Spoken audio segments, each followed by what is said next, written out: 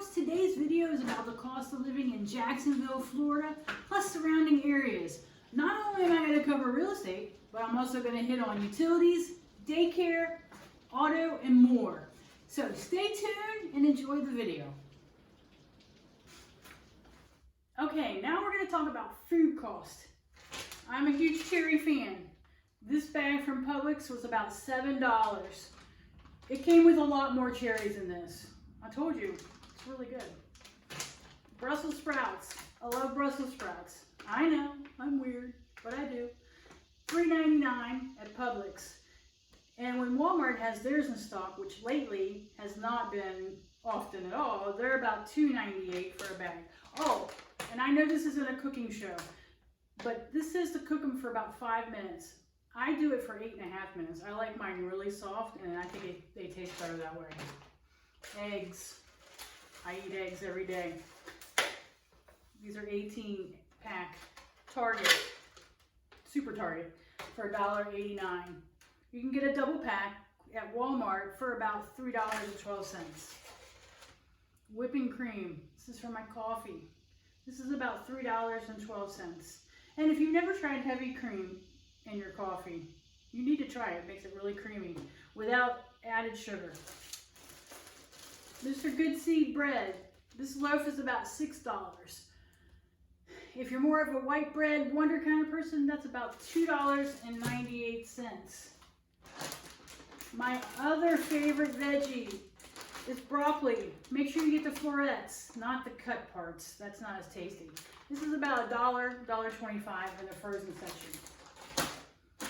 Oh, I love scallops. Oh my gosh, these things are amazing. This bag here is 10 to 20, and it's about $22. So it is a little on the expensive side. It was cheaper last year, like by $6 or $7. So you just make sure you share these wisely. Don't share them with any fools. Share them wisely. Chuck eye. I love chuck eye. It beats ribeyes. Cheaper, tastes way better. I know it's hard to see this because it's frozen, but this is costing about $7.37, $8.99 a pound. Walmart, they have chuck eye too. Well, sometimes they do. It's about the same price as well. Pork steaks, another one of my favorite. And you can bake these, broil them, grill them. They're so versatile. They are $8.19. There's 2 pieces in here. I know it's hard to see. And they are running about $4.18 a pound. So these are actually a good alternative and not as expensive as other cuts. So there you have it. That's a variety of different foods. So you have an idea of what food costs in our Northeast Florida. Now, the other thing I need to mention is that all these foods here are not taxed. So you don't pay tax on this kind of food. So that's another plus for being in Florida.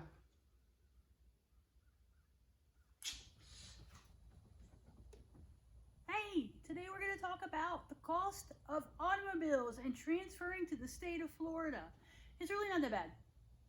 It's only $225 when you first come into the state, or if you're just getting a car for the first time, even if you've lived in the state. Once you pay that, you don't have to pay that again.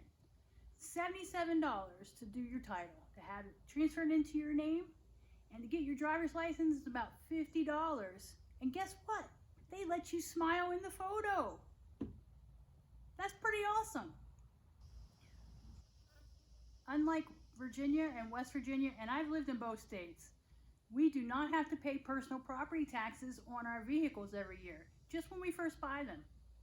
I think that's crazy to have to pay personal property taxes on a vehicle every year. I'm not sure how many states that do that, but it's just crazy to me. Florida is not one of them. I only pay about $36 a year for the sticker on my license plate, and we only have one license plate. We also don't have to get our cars inspected every year. I know what you're thinking. Well, what about turn signals that aren't working correctly? Hey, we don't use them here. It doesn't matter. This is Florida. And car insurance. I pay $431 a month for 3 vehicles. I really think that's ridiculously high, and there is going to be a change in the near future for them soon. As I was driving back from getting my Starbucks coffee today, I noticed that regular gas was $3.11. Wowzers. Well, folks, it's time for me to go. I got some Camaros to outrun.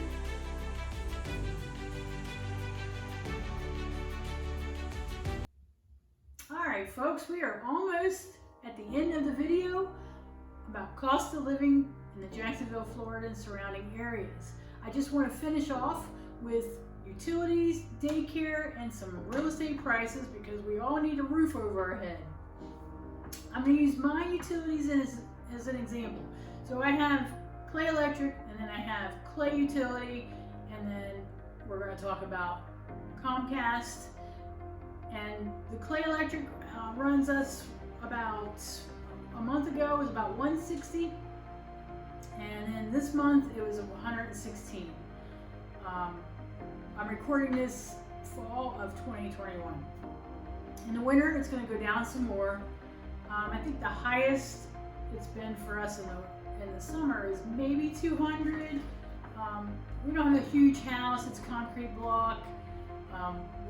We get cold easily, so we don't have it down really low in the summer. Our Comcast is about $217 a month. That's just crazy to me.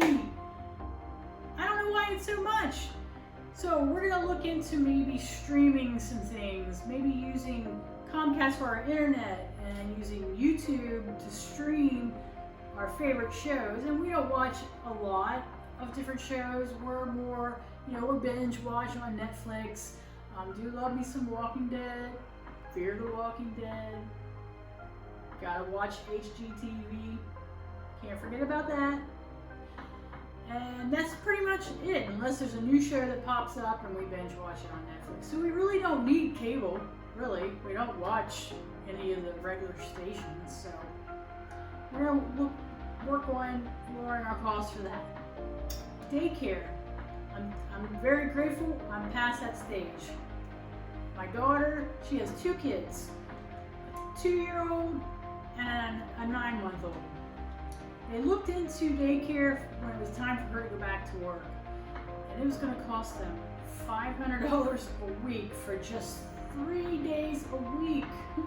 That's insane. That's $2,000. That's more than their house payment just for her to go back to work. She would just be paying for for her health insurance and a few extra dollars in her pocket. So they decided that she would stay home and hang out with the kiddos, take care of them, and it's working out really well, and she's actually enjoying it. I just don't know how parents do it. I do realize that it is a little cheaper as the kids get older, and also they give a better price if it's for the full week. I get that too. But that gives you an idea. I did price some other, just like newborns and babies, and I priced them at about $120 a week. And that's like 5 days a week. So that gives you a little bit of an idea of daycare costs. Now, let's go into the real estate cost. Now don't mind me, I'm going to use my papers because I can't remember everything, so ignore the papers.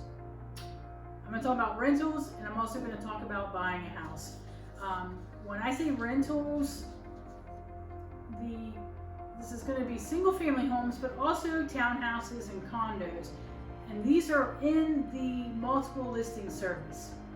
So for Jacksonville, the median price of a 3-bedroom, 2-bath, single family townhouse or condo is around $1,865, so almost $1,900 a month. So when I say median sales price, whether it's rentals or whether it's residential sales, it means that that price is smack dab in the middle, and all the houses are either below that price or above that price. It's a little bit better than trying to average it. And if on average, it's actually 2,000. So you see the little bit of a difference. So for Jacksonville, it's almost $1,900 is the median for these rentals. In Clay County, the median price is almost $1,900 as well. It's actually a little bit lower than Jacksonville at $1,864. St. John's median is $2,500. And apartment-wise, there's not that many apartments in St. Johns County. Like there's some a little bit Nocatee, Shearwater. There's just not a whole lot in St. John's, so the apartments are running about $2,300 to $2,500. In Orange Park, the apartments, and now when I say apartments, I'm talking about 3 bedrooms, 2 baths. Obviously, the 1 bedroom, 2 baths are going to be less. But we're looking at Orange Park about $1,100 to $2,000 a month, and then in Jacksonville, we are looking at, which was surprising, is $649 up to $4,500 a month for 3 bedrooms, 2 baths. So now let's just jump into residential, because that's actually what I deal with the most. In Jacksonville, the median sales price for September 2021 was $268,000. In 2020, last year at this time, it was $225,000. So that's a big jump.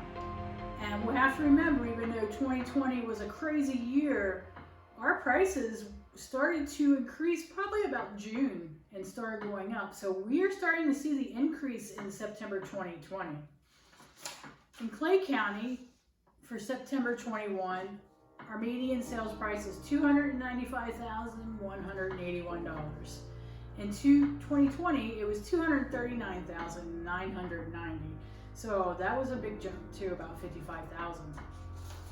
St. Johns County was, for September 2021, was $437,750, and in 2020 was $258,455. So that was an even larger jump for St. Johns County too. Now, everybody asked me about property insurance or property taxes and property insurance too. We can talk about that as well. Property taxes can be a little bit confusing because we have homestead exemption if you are owner occupant. This does not apply to investors. So you can get $50,000 taken off the assessed value, but it's not a straight $50,000. So schools get less of an exemption. So more goes to the schools. So it's not a straight $50,000, hey, I can figure it out, boom. But I'm going to give you an example of an actual house and the price and what the assessed value is and what their taxes is. It's homesteaded, so that means it's owner occupied. And they have the market price for this house at $250,745. They removed their homestead exemption. They've taken off the $50,000, and remember, it's not a straight $50,000. It's less for schools. And their taxes that they pay yearly is $3,894.05, and this is actually in Jacksonville. This house was recently sold, so it's going to change the assessed value a little bit. Also, Save Our Homes is part of that homestead exemption, where there's a cap of how much the taxes can go up each year, which is 3%, above 3%. Homeowners Insurance. I'm starting to hear people talk about how they're getting renewals and they're really, really high. Part of the problem is we're in Florida, so we get hit by hurricanes. So even if one hurricane hits us farther south, the northern people also have to pay too. The other thing is, and I'm starting to see it pop up, roofers who are going to homeowners and saying, hey, you had some hail damage and we can go through your insurance company. And I'm like, hail damage? I don't know of any hail damage, and this is in my neighborhood too. But homeowners are being able to pay for their roofs via homeowners insurance, and some of them are legit, okay? So I'm not talking about that. I'm talking about ones that kind of scoot under the radar.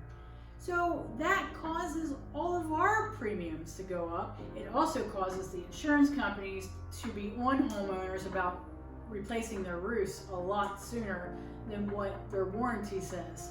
A 20-year shingle does not last 20 years in Florida because of the sun. But you shouldn't have to replace it after 12 years either. So I'll give you an idea on homeowners insurance that I've seen on some different sales I've closed recently. I think the first year you always get that great rate, so it'll be interesting to see what it's going to be next year. But one house was $218,000. Their homeowners insurance ended up being $750 for the year, and that's actually really good. It's an older home. It needed a new roof, but they were able to put the new roof on and be insured before that roof was put on, as long as there was a date for that roof to be installed. Another house was $191,000. Their homeowners insurance was $803. Their roof is 5 years old, concrete block, pretty good shape. Then I spoke to someone who just had a renewal for their insurance, and it was about $1,700 for the year. Again, the roof is newer, older house has the aluminum wiring, but the Alumicon for the aluminum wiring, and that's a whole other subject. So that was a big increase for them, because they started out at about $1,100, $1,200 in 2015 when we bought the house. So that gives you a little bit of idea. Obviously, the closer you are to the coast and bodies of water, it's going to cost more. Plus flood insurance, if you're in a flood zone, that's a totally different insurance. So you do not have flood insurance automatically on your homeowner's insurance. That's something totally different. So if you are near a body of water, your lender may require, if you're in a flood zone like AE, something like that. Flood zone X is great. That means you're good to go. Lender's not going to require it. But if you wanted to, you could still purchase the flood insurance, and it'll be a lot cheaper. So there you have it. I covered as many things as I could that I knew that somebody moving into the area would be interested in knowing. If you have any questions and I missed something that you're wanting to know, feel free to leave me a comment. I'll respond to it, give you the information. Check out the description box below. I also will include some links so you can see, DMV. I'll include market stat links, homes for sale. So check that out when you completed this video. Thank you for watching.